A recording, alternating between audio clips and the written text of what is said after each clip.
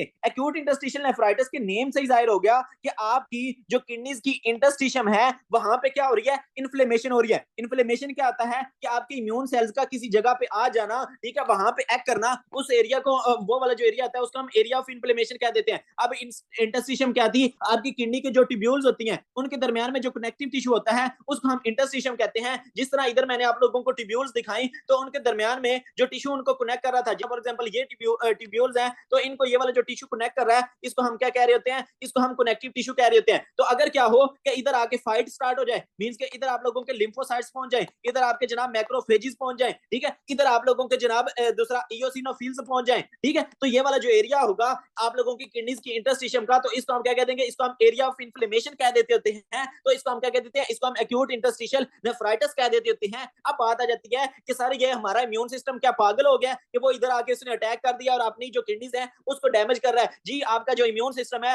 वो पागल हो जाता है, वो हाइपर सेंसिटिव हो जाता होता है। अब वो हाइपर सेंसिटिव क्यों होता है, बिकॉज उसको कोई जो है वो तीली लगाता है। अब इसको तीली कैसे लगाई जा रही है, बेसिकली होता क्या है कि बंदा जो है ना वो कोई ना कोई ड्रग लेता है, कोई ना कोई मेडिसिन लेता है। फॉर एग्जांपल मैं आप लोगों की एग्जांपल देता हूं कि बंदा जो है वो उसने ब्रूफन ले ली जो कि एनएसएड आप लोगों को पता है। अब वो क्या करेगी, वो वाली जो ब्रूफन है वो आएगी तो वो इधर किडनी की ट्यूब्यूल्स तक पहुंचेगी। तो मैं इधर एक किडनी की ट्यूब्यूल बना देता हूं, आपको पता है कि ये इसके ऊपर जो है वो एपिथेलियल सेल्स होंगे और ये जो नीचे मैंने लाइन बनाई हुई है ये बेसमेंट मेम्ब्रेन है, ठीक है। तो ये पहुंच गई आपकी जो ब्रूफन है वो इधर पहुंच गई।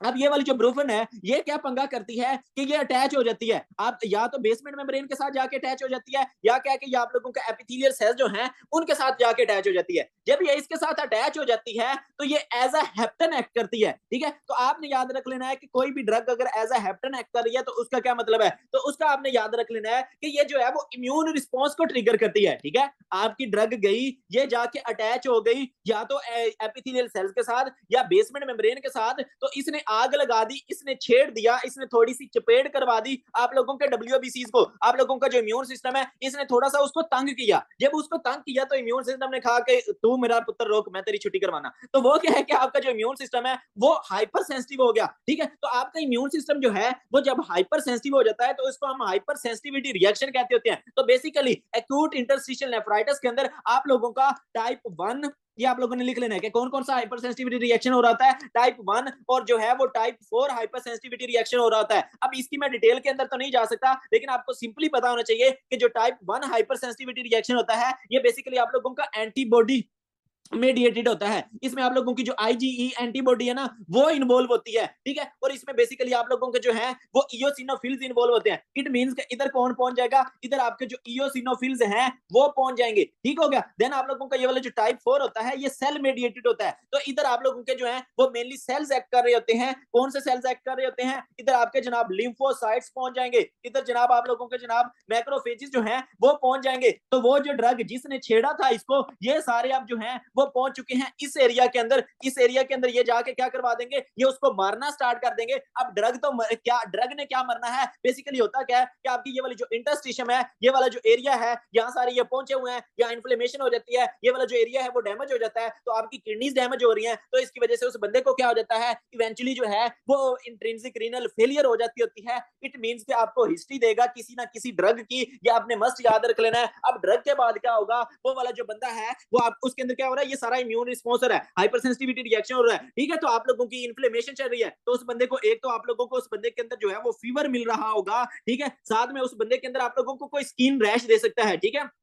एक आपको क्या देगा, फीवर देगा, साथ में उसको कोई ना कोई रैश देगा, ठीक है। मैक्यूलो पेप्यूलर रैश कहता होता है, ठीक है, मतलब उस मैक्यूल से बने हुए, पेप्यूल से बने हुए, ये स्किन के ऊपर फ्लैट सी लीजन्स का बन जाना, ठीक है, उसको हम मैक्यूल्स कहते होते हैं, ठीक है। तो वो कह सकता है कि आप लोगों को मैक्यूलो पेप्यूलर रैश जो है वो मिला हुआ है, ठीक है। तो आप लोगों को फीवर देगा, साथ में मैक्यूलो पेप्यूलर रैश देता होता है, और साथ में जो तीसरी चीज देगा वो देगा पायूरिया। और पायूरिया कौन सा देगा, पायूरिया मैंने आप लोगों को क्या बताया था कि अगर डब्ल्यूबीसीज आपके यूरिन के अंदर आ रहे हैं तो इसको हम पायूरिया कहते होते हैं, ठीक है। तो अब इसके अंदर, इस पायूरिया के अंदर एक बड़ी खास बात है कि इधर मेनली आपके जो मतलब बाकी भी डब्ल्यूबीसीज आ रहे होंगे लेकिन आप लोगों को इयोसिनोफिल्स यूरिन के अंदर मिल रहे होते हैं, ठीक है। तो ये आपने मस्त याद रख लेना है कि अगर आपको, और ये जो इयोसिनोफिल्स है ना ये ऐसा आप लोगों को किसी कंडीशन के अंदर ऐसा यूरिन के अंदर नहीं मिल रहे होते, लेकिन अगर आप लोगों को इयोसिनोफिल्स यूरिन के अंदर मिल रहे हैं और साथ में आप लोगों को ये मैक्यूलोपैपुलर रैश मिल रहा है, साथ में फीवर मिल रहा है, और बंदे की जो हिस्ट्री है उसने कोई ना कोई ड्रग स्टार्ट की है। अब कौन सी वो ड्रग हो सकती है? इसमें हमारे पास जो है वो 5 पीज आ जाती होती है।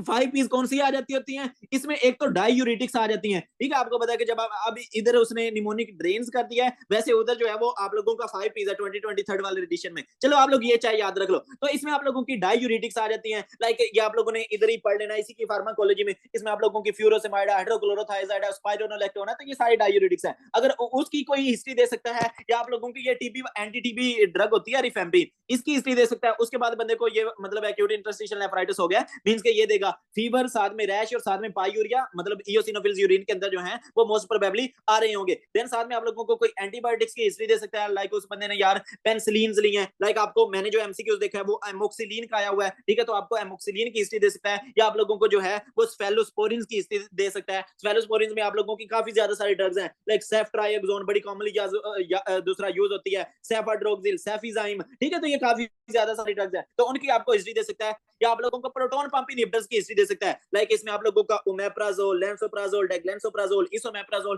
तो इसकी हिस्ट्री दे सकता है। या आप लोगों को एनएसएड्स की हिस्ट्री दे सकता है, जिसमें आप लोगों का मैंने आपको बताया इंडोमेथासिन, ब्रूफिन, डिक्लोफिनेक, टोरोलैक। ठीक है, तो ये काफी ज्यादा सारी है, तो इनकी हिस्ट्री दे सकता है। या आपको सल्फा ड्रग्स की हिस्ट्री दे सकता है, जिसमें आप लोगों का ट्राइमेथोप्रिम सल्फामेथोक्साजोल आ जाती होती है। ठीक है, तो इनमें से किसी भी ड्रग की हिस्ट्री देने के बाद कहेगा कि उस बंदे ने ये ड्रग स्टार्ट की, और उसके बाद वो वाला जो बंदा है वो मेरे पास इन 3 चीजों के साथ प्रेजेंट कर गया, फीवर के साथ, रैश के साथ, पायूरिया के साथ। बाकी ब्लड इन द यूरिन की हिस्ट्री भी दे सकता है, मींस के हिमाचूरिया की भी हिस्ट्री दे सकता है। किडनीज के अंदर इन्फ्लेमेशन चल रही है, तो जो किडनी वाला एरिया होगा वहां पे आप लोगों को हाथ लगाने पे पेन होगी, तो उसका हम क्या कहते हैं? उसको हम कोस्टोवर्टिब्रल एंगल टेंडरनेस कहते होते हैं। तो ये सारी चीजों के साथ वो बंदा है वो आपके पास प्रेजेंट कर जाएगा। तो अब आपसे पूछेगा कि आपका डायग्नोसिस क्या है? तो आपका डायग्नोसिस है जनाब एक्यूट इंटरस्टिशियल नेफ्राइटिस। अब आपको अगर वो पूछता है कि अगर आप लोग जो है वो इसकी बायोप्सी करते हो तो आप लोगों को क्या मिल रहा होगा, तो आपने कहना है कि मुझे जो इम्यून सेल्स हैं वो उस बंदे की इंटरस्टिशियल स्पेस के अंदर, उसकी जो किडनीज की जो इंटरस्टिशियल स्पेस है उधर मुझे क्या मिल रहे होते हैं? उधर जो है वो मुझे इम्यून सेल्स मिल रहे होते हैं। तो एक तो आप लोगों को ड्रग्स की हिस्ट्री दे सकता है, मोस्टली यहाँ ड्रग्स से ही एमसीक्यूज आता होता है। या क्या है कि आप लोगों की बाकी कुछ और सिस्टेमिक डिजीज होती हैं, सिस्टेमिक इन्फेक्शन होती हैं, लाइक आप लोगों को निमोनिया के बाद भी ये वाला प्रॉब्लम हो सकता है, माइकोप्लाज्मा निमोनिया अगर इन्फेक्शन हो जाए। या क्या है कि आपकी ऑटो इम्यून डिजीज, जिसमें आपका इम्यून सिस्टम पागल हुआ पड़ा होता है, इसमें आपकी शोगरन सिंड्रोम आ जाती है,